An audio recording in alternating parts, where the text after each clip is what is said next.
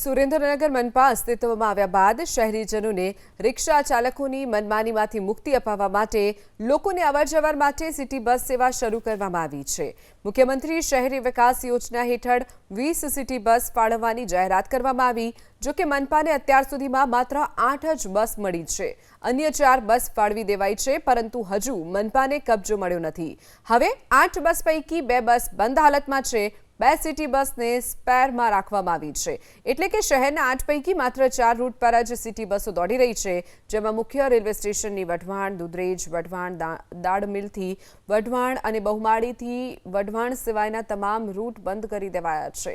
શહેરીજનો આ બંધ રૂટ પર તાત્કાલિક બસ સેવા શરૂ કરવા માટેની માંગ કરી રહ્યા છે। એબીપી અસ્મિતાના સંવાદદાતાની તપાસમાં સામે આવ્યું કે 4 બસો પડી છે, પરંતુ આરટીઓ પાસિંગની મંજૂરી નથી મળી, જેના કારણે 1 વર્ષથી સિટી બસ ધૂળ ખાઈ રહી છે। હાલમાં સિટી બસ ચાલુ કરી દીધી છે, પરંતુ 1-2 બસ જે ગામડામાં જતી હતી માળોદરી વિસ્તારમાં એ બંધ થઈ ગઈ છે।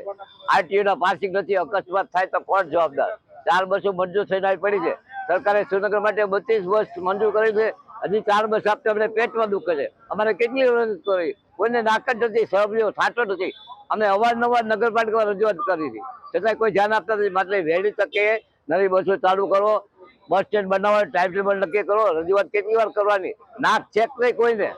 સુરેન્દ્રનગર મહાનગરપાલિકા વિસ્તારની અંદર મહાનગરપાલિકા બને પછી જે નવા ગામો ભળેલા છે ત્યાં સુધી આપણે ધોળીપોળથી દુધરેજ, ચમારજ છે, ખેરાડી છે, ખમીસણા છે, એ બધા જ રૂટ આવરી લેવામાં આવે છે। એજન્સી દ્વારા આરટીઓ પરમિશન ની અભાવે આપણે તાકીદે 1 બસ રૂટ બંધ કરાવેલ હતી, જેની પ્રક્રિયા અત્યારે પૂર્ણ થઈ ગઈ છે। તો ટૂંક સમયમાં બસ રૂટ ચાલુ કરવામાં આવશે।